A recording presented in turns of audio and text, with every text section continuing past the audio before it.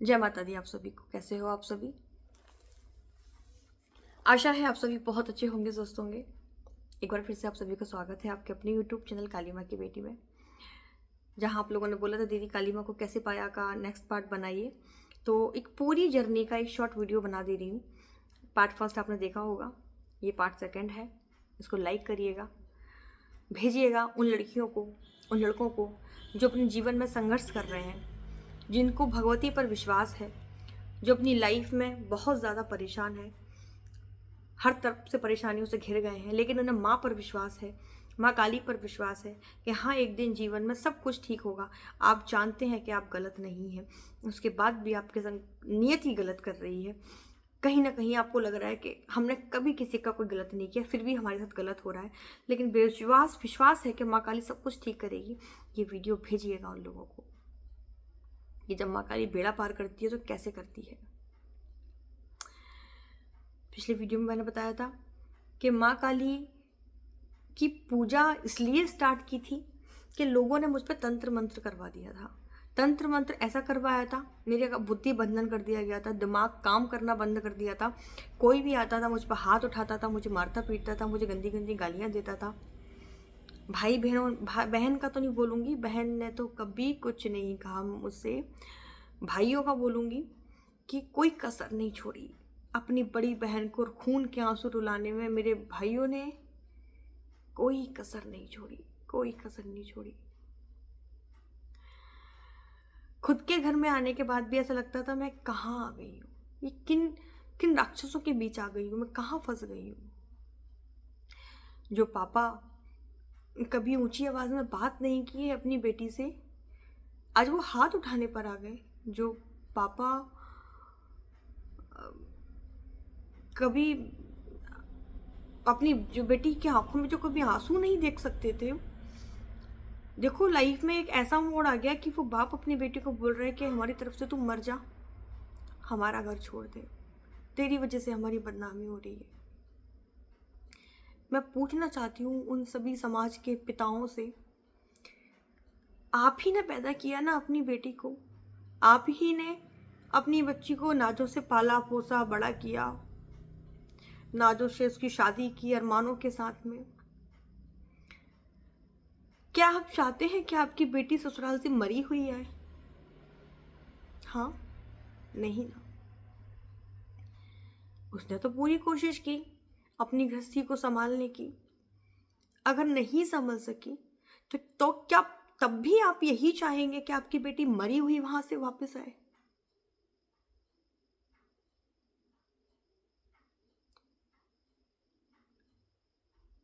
क्या बोलूं मैं,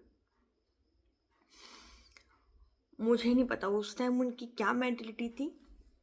बस यही रीज़न था कि मैंने काली माँ की पूजा पाठ स्टार्ट की ताकि मुझे गुस्सा आए और मैं लोगों को जवाब दे सकूं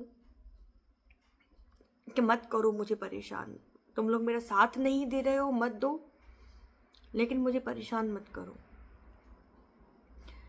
काली माँ की पूजा पूजा ही स्टार्ट की थी, भक्ति का भा नहीं मालूम था। बस पूजा इसलिए स्टार्ट की थी कि बस काली माँ की पूजा करने से मुझे गुस्सा आने लगे, ये रीज़न था भक्ति में आने का। उनकी पूजा करने के बाद पता नहीं ऑटोमेटिक ही अपने आप जब उनका बीज मंत्र करना स्टार्ट किया, उनकी चालीसा पढ़नी स्टार्ट की, बहुत रोती थी मैं उनके आगे बैठ के, बहुत रोती थी काली माँ के आगे। मेरी लाइफ को नई दिशा देने वाली ये है काली माँ। काली माँ ना होती ना, आप लोग मुझे आज इस तरीके से बैठ के देख नहीं रहे होते। इतना संभाला है ना इनने मुझे, एक अकेली लड़की का जीवन कितना मुश्किल होता है। आज के टाइम पे एक लड़की अपने घर में भी सुरक्षित नहीं है। मैं बाहर रही हूं, लोगों ने गंदी नजर भी रखी, किसी ने कसर नहीं छोड़ी मुझे परेशान करने में। उसके बाद भी इन्होंने ऐसे ऐसे संभाल के रखा है मुझे, जैसे कोई छोटा बच्चा जब माँ का दूध पीता है ना, माँ कैसे अपने आंचल से उसको छुपा लेती है साड़ी से, इतना छुपा के रखा है इनने मुझे घटिया समाज से, परिवार से, लोगों के तानों से। इतनी सहन शक्ति दी मुझे, अपनी दम पे कुछ कर पाई, अपनी दम नहीं, दम तो इन्हीं की थी, लेकिन इतनी शक्ति दी मुझे सहने की इन्होंने। बहुत इतनी लाइफ में इतनी परेशानी देख ली ना छोटी सी उम्र में ही। ऐसी ऐसी परीक्षाएं कि मैं बता भी नहीं सकती यूट्यूब पर बैठ के कि हुआ क्या है मेरे साथ, मेरे अंदर की मैं ही जानती हूँ। तो इनकी सेवा में आने के बाद लोगों के चेहरे सामने आने लगे। क्या होते हैं माँ बाप, क्या होते हैं भाई बहन, क्या होते हैं रिश्तेदार, कोई किसी का नहीं है, कोई किसी का नहीं है। एक ही चीज समझ में आई,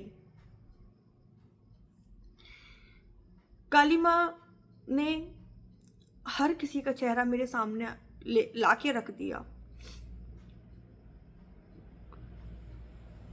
कोई एक ऐसा रिश्ता जीवन में नहीं बचा जिसे मैं ये कह दूं ये व्यक्ति मेरा अपना है। अकेला कर दिया, बिल्कुल अकेला।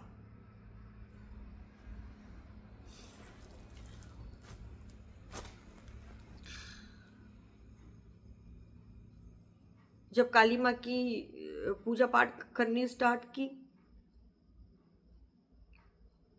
माँ दिखती थी सपने में मुझे, हंसती हुई, मुस्कुराती हुई, कभी गुस्से में। और पता है, एक ऐसा इनकी सेवा में रह के एक दिन ऐसा आया कि लॉकडाउन लग गया था, तो मैं घर वापस आ गई थी। नौकरी चली गई, सब चला गया हाथ में से। घर वालों ने बोल दिया कि यहाँ से निकल जाओ। झगड़ा हुआ था मेरा घर में किसी बात को लेके। मेरी तबीयत उस दिन बहुत ज़्यादा ख़राब थी, मेंटली वैसे ही बहुत परेशान थी। तो तबीयत ख़राब थी मेरी और मुझे उल्टियाँ हो रही थी बहुत ज़्यादा।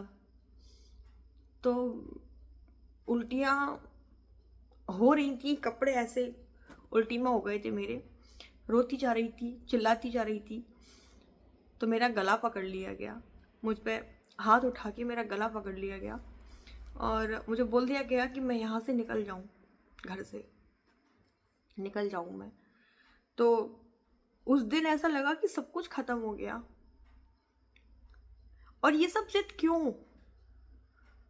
सिर्फ इसलिए कि मैं वहां जाके रहूं जहां मेरी कोई इज्जत नहीं, जहां मैं तिल तिल मर रही हूं। उस जगह जाने के लिए ये सब किया जा रहा था मेरे साथ में।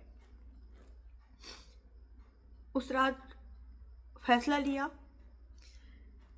कि जैसे वो घर छोड़ दिया, ऐसे इस घर में अब कभी वापस नहीं आऊंगी। जो हुआ वो नहीं होना था।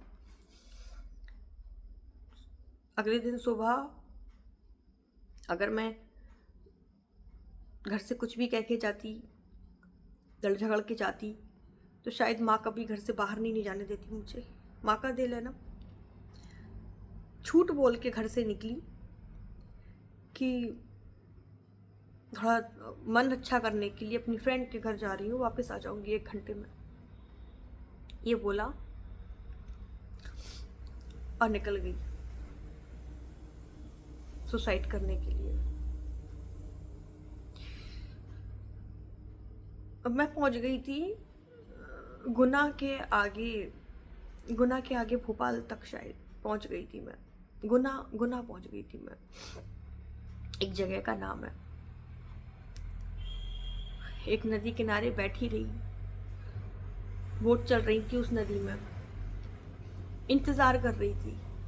पता है किस चीज का? कि थोड़ा सा अंधेरा हो जाए, क्योंकि अगर अब पानी में कूदी ना तो ये जो पानी के अंदर बोट चला रहे हैं वो लोग मुझे बचा लेंगे। और अगर मैं बच गई पुलिस केस होगा, कहीं ना कहीं परिवार वालों पर बात आएगी, बदनामी होगी। बचना नहीं चाहती थी मैं चाहती थी मैं मर जाऊं। तो मैं वेट कर रही थी अंधेरा होने का। थोड़ा अंधेरा हो जाएगा, थोड़ी भीड़ कम हो जाएगी, फिर पानी में कूदूंगी।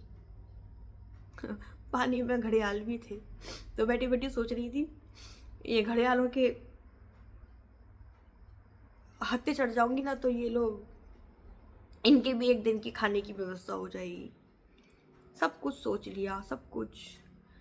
बैठे बैठे बोल रही थी कि माँ, जैसे ही पानी में कूदूं ना, ज़रा तड़पाना मत, फटाफट आ जाना मुझे लेने के लिए, अभी बहुत हो गया। ऐसी चीज़ें दिमाग में चल रही थी मेरे।